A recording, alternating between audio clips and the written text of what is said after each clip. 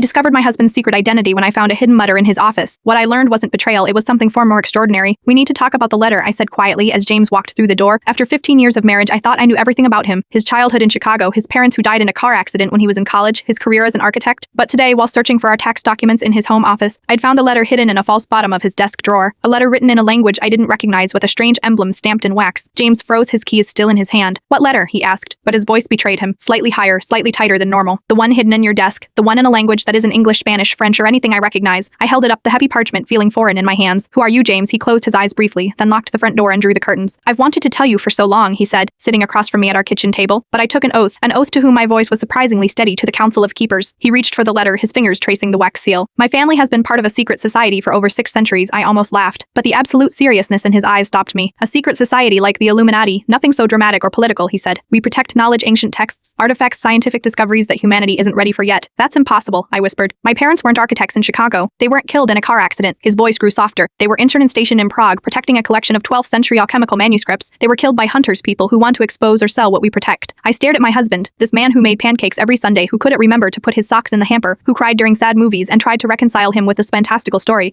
Without a word, he went to his office and returned with a small wooden box I'd never seen before. Inside was a medallion that seemed to glow from within, inscribed with symbols similar to those on the letter. This is my key, he said. It opens repositories around the world where we keep the most sensitive materials. Why are you telling me this now? I asked. Because the letter is a summons. I am being called to Vienna. Show here has been a breach at one of our most important sites. He took my hands, and because I want you to come with me, because you are a historian specializing in medieval manuscripts, because I trust you with my life, and because I am tired of lying to the person I love most in this world. My mind raced through our life together, his mysterious business trips, the locked cabinet in his office I was never allowed to open, the fluent languages I'd occasionally overheard him speaking on late-night calls. If I come with you, I said slowly, what does that mean for us? For me, it means you'll have to take the oath too. You'll become part of something ancient and larger than yourself. His eyes held mine. It's dangerous, Anna, but it's also the most important work in the world. I looked down at the strange letter, then at my husband's familiar face, now filled with an unfamiliar intensity. Tonight, he said, pack light. Bring your passport and comfortable shoes. He hesitated. Are you sure? I wasn't sure of anything anymore, except that the man I loved had just revealed himself to be someone far more complex than I had ever imagined, and that somehow, despite my fear and confusion, I wanted to know more. I married you for better or worse, I said. I just didn't expect worse to include secret societies and ancient artifacts. He smiled, the same smile I'd fallen in love with years ago. It's not all danger and secrecy wet until you see the library in Vienna. As I packed my bag that night, I realized that while I thought I was discovering my husband's secret, I was actually discovering a new chapter of our life together.